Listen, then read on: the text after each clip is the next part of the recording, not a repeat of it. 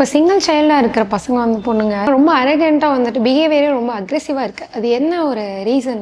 Entitled பிஹேவியர்னு சொல்லுவாங்க. Okay. அது யோசிக்கிறதுக்கு முன்னாடியே நம்ம தேவையெல்லாம் பூர்த்தி ஆயிடுது. இப்படிங்கிறதுக்குள்ளே ரசா கண்ணு தங்கம் அப்படின்னு எல்லாமே வந்துடுது. தண்ணி எடுத்துட்டு வர்றதுக்கு கூட நமக்கு விட மாட்டாங்க.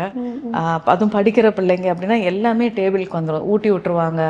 இன்னொன்று நோ பழகி இருக்க மாட்டாங்க. இப்போ ஒரு டாய் கேட்குறாங்க அப்படின்னா உடனே 1 இல்லை 3 கூட வாங்கி கொடுத்துருவாங்க. பேரண்ட்ஸ் எப்படி நினைக்கிறாங்கன்னா, எனக்கு கிடைக்காதது என் பிள்ளைக்கு கிடைக்கட்டும், அதுக்கு தானே இவ்வளோ உழைக்கிறேன், அதுக்கு தானே இவ்வளோ சம்பாதிக்கிறேன், என் பிள்ளைக்கு நான் வாங்கி தரேன்னு வாங்க. அது தப்பு கிடையாது. ஆனால் அந்த டிசப்பாயின்மெண்ட் பழகாமல் அந்த பிள்ளைங்க வளர்கிறாங்க. என்ன அப்படின்னா, இப்போ பேரண்ட்ஸ் பிள்ளைகளை வளர்க்காம பிள்ளைங்க பேரண்ட்ஸாக வளர்க்குறாங்க. கேட்டால் வாங்கி கொடு, பல்சார் பைக்கு தாலி அடகு வச்சு வாங்கி கொடுக்குறாங்க.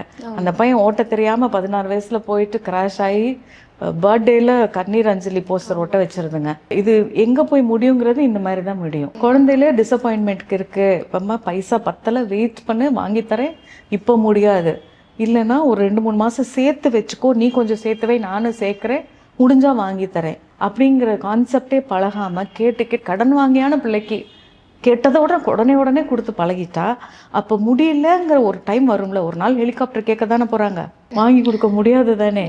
அன்னைக்கு தற்கொலை முயற்சின்னு வாங்க, இல்லைன்னா யாரையானு போய் போட்டு தள்ளுறேன்னு வாங்க கோவத்தில்.